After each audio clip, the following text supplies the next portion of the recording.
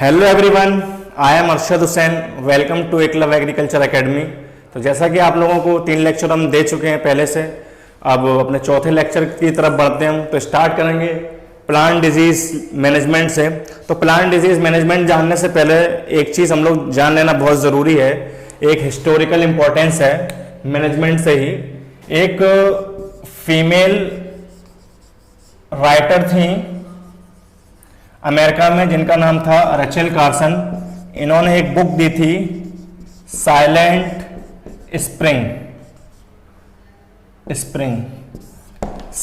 Spring book. तो क्या हुआ, ये फीमेल जो राइटर थी, इन्होंने जो बुक लिखी 1962 में साइलेंट स्प्रिंग। तो इस बुक में इन्होंने ये मेंशन किया कि जो हम लोग पेस्टिसाइड यूज कर रहे हैं, जैसे कि 1939 में डीडीटी की जो खोज हुई थी, डीडीटी पेस्टिसाइड की, तो वो मॉस्किटो को कंट्रोल करने के लिए बेसिकली हुई थी, मॉस्किटो को कंट्रोल करती थी। लेकिन फिर उसका जैसे जैसे और हम इस्तेमाल करते गए तो डीडीटी हम लोग इंसेक्ट जो हमारे फील्ड में होते हैं, क्रॉप में होते हैं, उनको कंट्रोल करने के लिए भी हम लोग का इस्तेमाल होने लगा। तो वो क्या थी, बहुत हार्मफुल इफेक्ट कर रही थी, किसको, ह्यूमंस को एज वेल एज बर्ड्स को।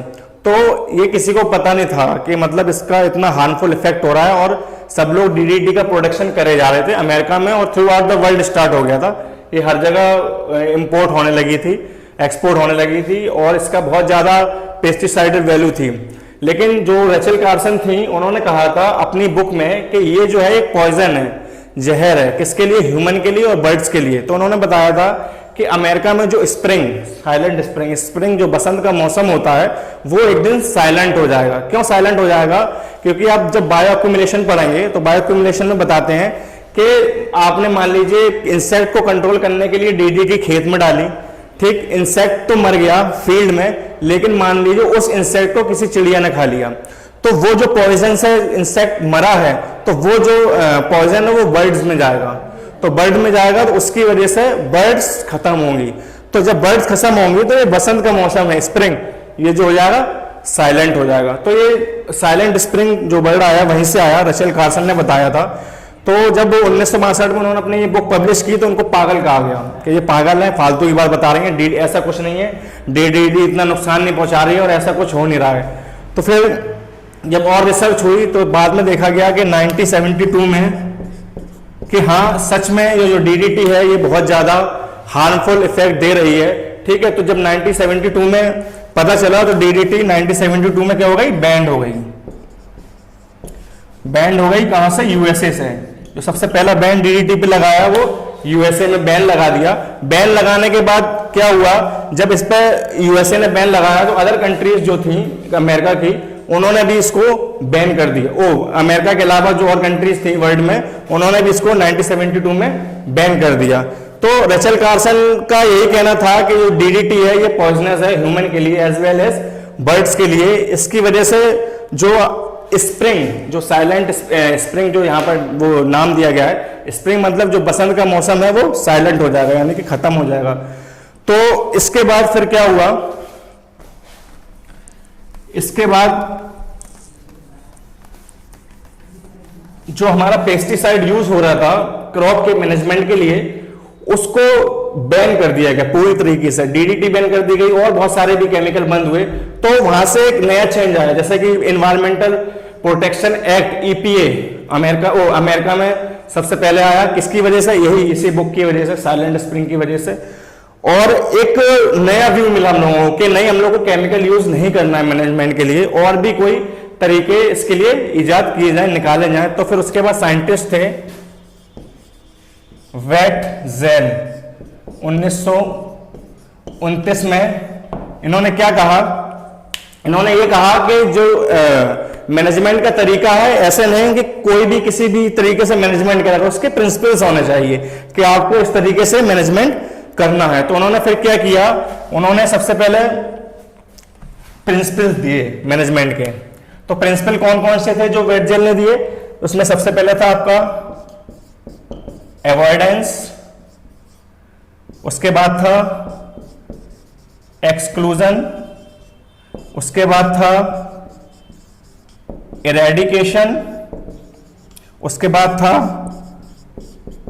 प्रोटेक्शन, और लास्ट में था और रेसिस्टेंट। देखिए उन्होंने ये जो प्रिंसिपल्स दिए, उन्होंने कहा कि अगर किसी भी डिजीज को हमें मैनेज करना है या उसका मैनेजमेंट करना है तो इस सीरियल से हमें चलना पड़ेगा, ये प्रिंसिपल्स हमें लेना पड़ेंगे। अगर हम ये प्रिंसिपल्स लेते हैं तो जो रेचल कार्सन ने बात बताई थी अपनी बुक में कि बर्ड्स खत्म हो रही हैं या ह्यूमन को कैंसर हो रहा है, वो सब इन पेस्टिसाइड की वजह से, तो वो सब जो इम्पैक्ट है वो हमारा जो ह्यूमन सोसाइटी पड़ रहा था वो नहीं पड़ेगा। किसने बताया ये? वेट जेल जो साइंटिस्ट थे, तो उन्होंने जो सबसे पहले प्रिंसिपल दिया अवॉइडेंस। तो इसको जानते हैं अवॉइडेंस क्या है। अवॉइडेंस का मतलब होता है कि किसी भी डिजीज को या किसी भी डिजीज स्पेसिफिक साइट को अवॉइड करना। नाम से ही पता चल रहा है, डेफिनेशन लिखवाने की जरूरत नहीं है। अवॉइड करना, तो डिजीज को अवॉइड कैसे करते हैं हम? सिलेक्शन ऑफ साइट,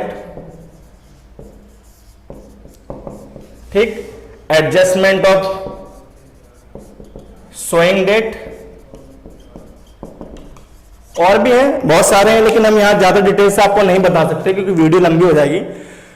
तो अवॉइड करने के लिए क्या है? सिलेक्शन ऑफ साइट, यानी कि अगर जैसे कि हम लोगों को पता हो कि यहां पर वो डिजीज किसी सॉइल में पहले से है या एनाकुलम पहले से है, तो उस फील्ड को हम लोग अवॉइड कर देते हैं, मतलब उस फील्ड में हम लोग क्रॉप नहीं लगाएंगे। हम लोग ऐसे ही सिलेक्शन साइट का सिलेक्शन करेंगे जो एनाकुलम फ्री सॉइल पहले से कहीं पर हो या एनाकुलम फ्री एरिया पहले से हो, ठीक है। एक चीज हो गई अवॉइडेंस में। दूसरी चीज जैसे कि इसमें लिखा है adjustment of sowing time. Adjustment of sowing time का मतलब यह है, जैसा कि हमने आपको एपिडेमियोलॉजी में बताया था कि डिजीज ट्रायंगल, होस्ट, पैथोजन और एनवायरनमेंट। मैंने बताया था आपको कि जब तक फेवरेबल एनवायरमेंटल कंडीशन नहीं होगी तो होस्ट और पैथोजन, अगर होस्ट ससेप्टेबल है, पैथोजन विरुलेंट है, फिर भी डिजीज कॉज नहीं होगी क्योंकि उसको फेवरेबल एनवायरमेंटल कंडीशन नहीं मिल पाएगी। तो जो हमारी एडजस्टमेंट ऑफ सोइंग की बात करते हैं और थोड़ा जेनेटिक्स की तरफ जाएंगे, तो जो रेसिस्टेंट वेराइटी हम लोग कहते हैं कि लेट सोइंग वेराइटी है या अर्ली सोइंग वेराइटी है, तो वो साइंटिस्ट क्या करते हैं, लेट सोइंग वेराइटी में ये हो जाता है कि मान लीजिए जब वो मैच्योर हो रही है, ठीक है, तो जब मैच्योर वो होगी और उसका जो इन्फेक्शन टाइम है पर्टिकुलर, तो वो चेंज हो जाएगा। जैसे मान लीजिए अगर आप लेट सोइंग कर रहे हैं, तो जैसे अगर आप सही मतलब एक सही वैरायटी लगाते हैं जो लेट सोइंग नहीं होती, तो वो जनवरी में मैच्योर हो रही थी, लेकिन आप लेट कर रहे हैं सोइंग तो वो लेट मतलब मैच्योर होगी, तो वो पर्टिकुलर पैथोजन को एक फेवरेबल एनवायरमेंटल कंडीशन नहीं मिल पाएगी, तो इन्फेक्शन नहीं होगा। तो क्वेश्चन में ये पूछा जाता है कि selection of site, adjustment of sowing date, तो ये किस प्रिंसिपल में आएगा? तो प्रिंसिपल में ऑप्शन होते हैं avoidance, exclusion, eradication, protection, resistant, ये सब ऑप्शन मिलेंगे। तो आपको याद रखना है कि हम सिलेक्शन ऑफ फील्ड या सिलेक्शन ऑफ साइट की जब बात करते हैं तो वो हमेशा अवॉइडेंस में आता है, क्योंकि वहां पर हम एनाकुलम को, पैथोजन को, फंजाई, बैक्टीरिया या किसी को भी अवॉइड करते हैं, ठीक है, या उसका जो सोइंग टाइम है उसको एडजस्ट करते हैं और पैथोजन को अवॉइड करते हैं, ठीक है, एक चीज होगी। उसके बाद हम आते हैं एक्सक्लूजन पर। देखिए एक्सक्लूजन क्या है, इसमें अगर आप इसकी डेफिनेशन देखेंगे तो इसकी डेफिनेशन होती है preventing the entry of pathogen where does not exist. Exclusion का मतलब होता है, एक्सक्लूजन का अगर आप जब प्रिंसिपल देखेंगे तो इसका मतलब होता है कि हम लोग किसी भी पैथोजन की एंट्री रोकते हैं जहां पर वो पहले से मौजूद ना हो। मान लीजिए कोई डिजीज आपकी ऑस्ट्रेलिया में लग रही है लेकिन वो इंडिया में नहीं है, तो उसकी एंट्री हम लोग रोकेंगे। तो एंट्री कैसे रोकेंगे? मान लीजिए अगर वीट की डिजीज है तो हम लोग कह देंगे कि हमें अमेरिका से वीट नहीं लेना है क्योंकि वहां पर यहाँ पर मतलब वो डिजीज वहां पर है फ्लैग स्मट, इंडिया में नहीं है, तो वो डिजीज यहाँ नहीं आ पाएगी। जैसे कि अगर और अच्छा एग्जांपल हम आपको दें कि यहाँ हमारे इंडिया की जो वैरायटी थी अल्फांसो, उस पर बैन लग गया था फ्रूट फ्लाई की वजह से, हम लोग बाहर उसको नहीं भेज पा रहे थे, तो वो भी एक कारण था, ठीक है। तो वो एक्सक्लूजन का ही पार्ट था, ठीक। इसको और अगर आप देखेंगे एक्सक्लूजन में जो दो मेथड आते हैं, बहुत ज्यादा क्वेश्चन पूछा जाता है, एक आता है क्वारंटीन और दूसरा आता है सीड सर्टिफिकेशन। और भी हैं, वो जब आप हमारी ऑफलाइन क्लासेस लेने आएंगे तो आपको और डिटेल में हम पढ़ाएंगे। क्वारंटीन एंड सीड सर्टिफिकेशन ये दो इंपॉर्टेंट हैं। एक्सक्लूजन के पूछा जाता है कि क्वारंटीन और सीड सर्टिफिकेशन प्रिंसिपल के किस मेथड में, मैनेजमेंट के प्रिंसिपल में किस मेथड में आता है, तो आपको याद रखना है कि ये एक्सक्लूजन का पार्ट है, अवॉइडेंस का नहीं है और ना एरेडिकेशन का है। तो इसमें क्या था, क्वारंटीन, जैसा कि आपको पता ही है, क्वारंटीन का अगर आप लिटरली मीनिंग देखेंगे, लैटिन वर्ड है, लैटिन वर्ड है, इसका जो मतलब होता है 40 डेज। क्वारंटीन, ये भी क्वेश्चन पूछा जाता है कि क्वारंटीन का जो लिटरली मीनिंग होता है वो क्या होता है, तो आप याद रखिएगा उसका मतलब होता है 40 दिन। अब ये 40 दिन कैसे है और 40 दिन कैसे क्यों आया, तो उसके लिए एक बहुत लंबी कहानी है, वो आपको बताएंगे जब आप ऑफलाइन क्लासेस लेने आएंगे। अभी आप इतना जानिए कि क्वारंटाइन एक लैटिन वर्ड है, इसका मतलब होता है 40 डेज। और अभी कोरोना वायरस काल में आप सुन ही रहे हैं कि क्वारंटीन हो गया, क्वारंटीन कर दिए गए। इसमें होता कुछ नहीं, बेसिकली बस ये है, आप थोड़ा शॉर्ट में समझ लीजिए कि इंक्यूबेशन पीरियड होता है। इंक्यूबेशन पीरियड मतलब जैसे कि मान लीजिए आज मेरे अंदर एक वायरस एंटर किया है, ठीक है, तो हम आज सिम्टम शो नहीं करेंगे। आज वायरस एंटर किया है तो हम 7 दिन बाद हमें बुखार आएगा। वो जैसे आज वायरस एंटर किया है, 7 दिन बाद हमें बुखार आ रहा है, तो ये बीच का जो पीरियड है, जो 7 दिन उसको मिले हैं, इसको बोलते हैं इंक्यूबेशन पीरियड, ठीक। और उसको, और अगर आप भाषा में बोलो तो उसको क्वारंटीन भी बोल सकते हैं। कहते हैं कि इनको 7 दिन के लिए क्वारंटीन कर दिया ताकि ये 7 दिन में अपने सिम्टम प्रोड्यूस कर देगा, इनको कोई भी प्रॉब्लम है तो उसका अच्छी तरीके से मैनेजमेंट हो जाए, ठीक है। एक चीज हो गई। दूसरी चीज क्या है कि सीट सर्टिफिकेशन। सीट सर्टिफिकेशन भी आपका एक्सक्लूजन का ही पार्ट है। सर्टिफिकेशन में हम लोग बेसिकली क्या करते हैं, इन्फेक्शन लेवल देखते हैं कि इतना इतना % अगर इन्फेक्शन है सीड लॉट में तो उसको हम सर्टिफाइड कर देते हैं कि हाँ आप इसको ग्रो कर सकते हैं, ठीक है। तो क्वारंटीन में जो और दूसरे क्वेश्चन सबसे ज्यादा पूछे जाते हैं, उसमें ये पूछे जाते हैं कि क्वारंटीन में के किस डिजीज पर डोमेस्टिक क्वारंटाइन लगता है। डोमेस्टिक क्वारंटीन, किस डिजीज पर डोमेस्टिक क्वारंटाइन लगता है, तो आपको याद रखना है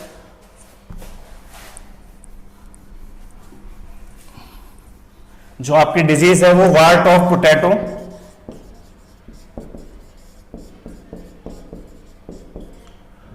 गोल्डन सिस्ट नेमेटोड,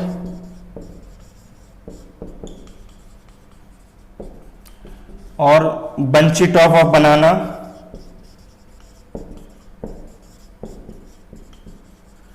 पूछा जाता है। स्टेट भी पूछ लेते हैं कहां से लगता है, तो इसको याद रखिएगा। वार्ट ऑफ पोटैटो आपका दार्जिलिंग यानी कि वेस्ट बंगाल से कोड लगता है। गोल्डन सिस्ट आपका तमिलनाडु,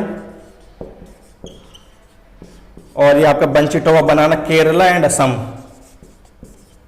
इसका मतलब ये होता है कि गोल्डन सिस्ट नेमेटोड तमिलनाडु में तो लॉस कर रहा है, ठीक है, लेकिन अदर स्टेट में नहीं कर रहा है, क्योंकि गोल्डन सिस्ट नेमेटोड सिर्फ कहां पर है, अभी तमिलनाडु में है। तो ये हो जाता है कि तमिलनाडु से पोटैटो अदर कंट्री में नहीं जाएगा, तो वहां पर गोल्डन सिस्ट नेमेटोड नहीं पहुंच पाएगा। इसी ऐसी ये जो बंची टॉप बनाना है वो भी केरला, असम या साउथ इंडिया में है, अपने नॉर्दर्न इंडिया में इतना रिपोर्ट नहीं है, तो वहां से केला भी एक्सपोर्ट नहीं होता है, इंपोर्ट नहीं होता है, सॉरी। तो ये हो गया, ठीक है। उसके बाद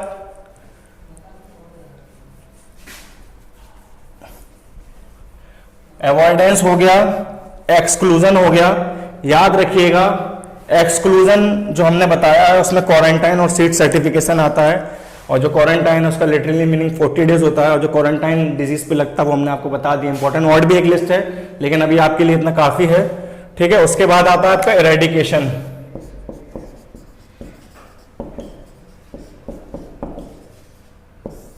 इरेडिकेशन में क्या है, इरेडिकेशन में यह है कि आपका, इसकी अगर आप डेफिनेशन देखेंगे, इसमें डेफिनेशन डिस्ट्रॉय द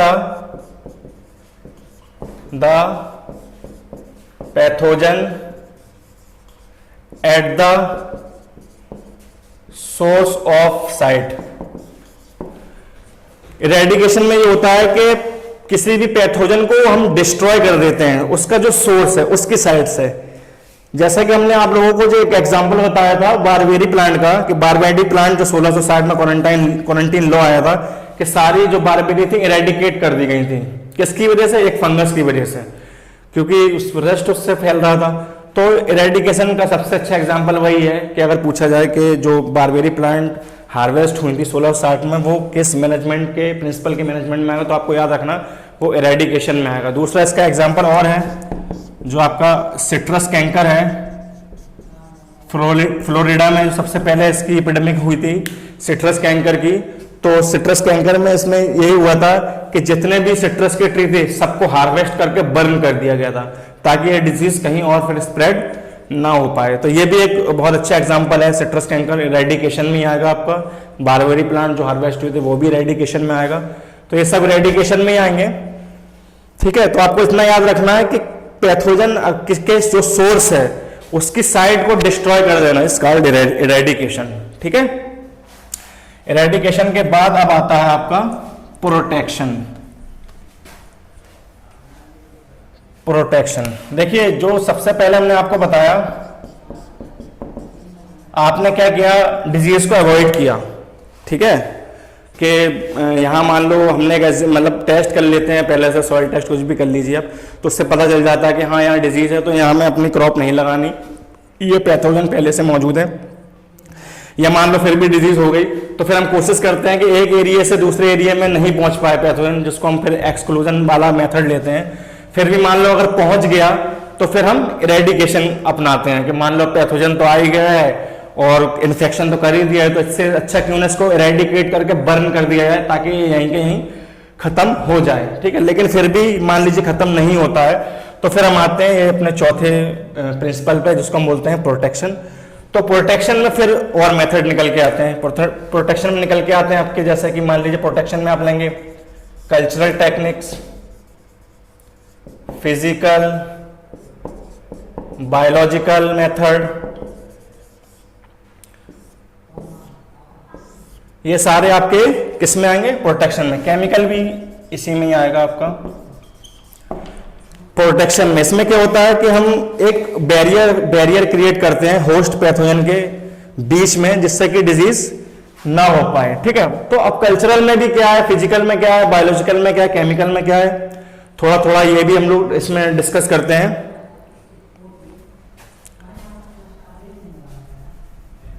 तो कल्चरल से स्टार्ट करते हैं, जैसा कि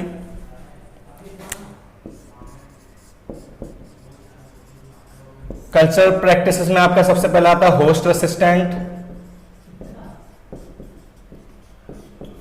फ्लडिंग आता है, मिक्स्ड क्रॉपिंग आता है,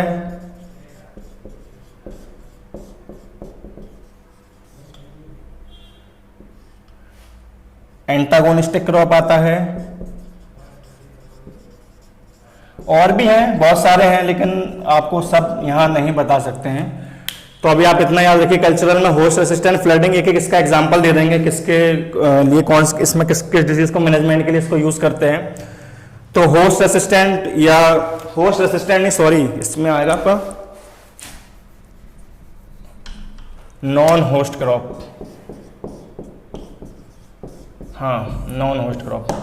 इसमें क्या होता है कि जैसे कि बहुत अच्छा एग्जांपल हम आपको देंगे, जैसे मान लीजिए ओमाइसिटीज फंगस है, पीथियम। तो पीथियम अगर आप देखेंगे तो पीथियम की बहुत ज्यादा प्रॉब्लम रहती है वेजिटेबल्स में, ठीक। तो मान लीजिए वेजिटेबल्स ना लगा करके आप अपना क्रॉपिंग पैटर्न चेंज कर दीजिए, ठीक। मान लीजिए नॉन होस्ट क्रॉप, क्यों हम कह रहे हैं, क्योंकि अब पीथियम का जो मेन होस्ट है वो वेजिटेबल है। आप सीरियल्स ले लीजिए, सीरियल्स में इतनी पीथियम की प्रॉब्लम नहीं होती है। तो जब आप सीरियल्स लगाएंगे, नॉन होस्ट क्रॉप लेंगे, ठीक है, तो क्या है, पीथियम फिर 3 साल बाद 4 साल बाद उसके स्पोर जो है सॉइल में खत्म हो जाएंगे, डेड हो जाएंगे। उसके बाद फिर आप जब वेजिटेबल लगाएंगे तो आपकी वो डिजीज नहीं आएगी, इसलिए उसको बोलते हैं नॉन होस्ट क्रॉप, ठीक है। तो ये एक एग्जांपल हमने बता दिया, ये बहुत सारी क्रॉप्स में अप्लाई होता है। बस आप इतना याद रखिएगा कि ये कैसे मतलब काम करता है, कि आपको नॉन होस्ट क्रॉप कैसे लेनी है, ठीक है। उसके बाद आता है फ्लडिंग। फ्लडिंग में हम क्या करते हैं, जो फील्ड होती है, फील्ड को अच्छी तरीके से उसमें पूरा पानी भर देते हैं, और जिससे क्या होता है, पैथोजन को जो उसका एरेशन होता है वो गड़बड़ा जाता है, जिसके बाद वो पैथोजन डिस्ट्रॉय हो जाता है। तो फ्लडिंग हम जल्दी फ्यूजेरियम के केस में करते हैं, फ्यूजेरियम विल्ट के केस में करते हैं, फ्यूजेरियम विल्ट ऑफ बनाना।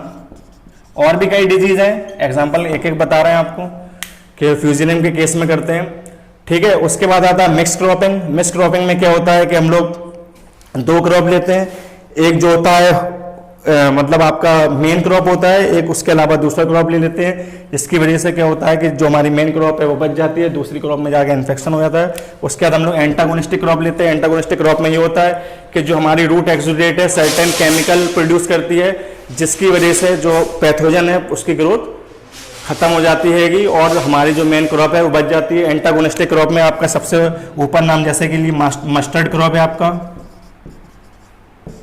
ठीक है, और आपका टैगेटस स्पीसीज है, ये सब आपकी एंटागोनिस्टिक क्रॉप है। पूछा जाता है कि आप एंटागोनिस्टिक क्रॉप का एग्जांपल बताइए, तो आप याद रखिएगा टैगेटस स्पीसीज या मस्टर्ड क्रॉप आपकी एंटागोनिस्टिक क्रॉप है, ठीक है। तो फिर आज के लिए इतना काफ़ी है, तो नेक्स्ट लेक्चर में मिलेंगे, आपको मैनेजमेंट पूरा करेंगे। तो बने रहिए हमारे साथ और देखते रहिए वीडियो। धन्यवाद।